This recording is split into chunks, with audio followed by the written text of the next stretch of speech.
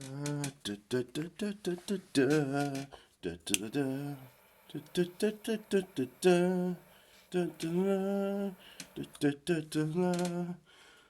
2 was the best Thunderbird, or the others were shit and Thunderbird 5 was redundant? Hang on.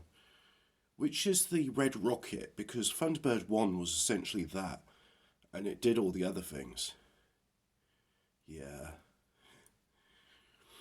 Alan was the pariah. They kept him up in the space station where he suffered crippling loneliness, and they all just laughed at him.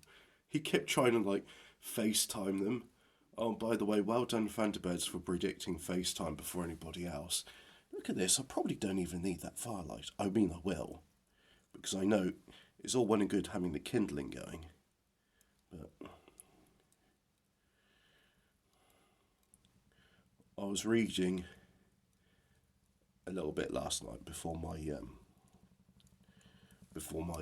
eyes said no, that's too much now. Vincent, can't remember, Vincent Furkettle, the Woodstoke. Oh God, I can't remember it. Anyway, he was the forester at Rendlesham Forest when the unusual UFO sightings were happening. Wrote a book about lighting fires and stuff, and saying how his aunt said you got to put bits of newspaper up into concertinas and then twist them around one another, and then other people's like you can just roll up newspaper into bowls. I mean, I will say this. I like the concertina bits of newspaper, not that I have newspapers anymore. And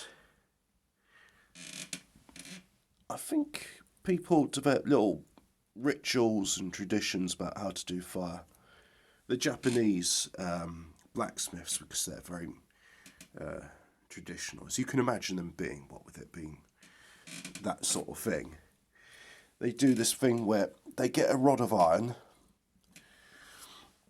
and they hammer the rod into a fine point until it's a spike, and that spike is very hot because turns out when you work metal it gets hot, and it's hot enough that if you put it into some dry paper or kindling, it ignites, bursts into flames, and there you have it. And I thought, that's an interesting way to start a fire.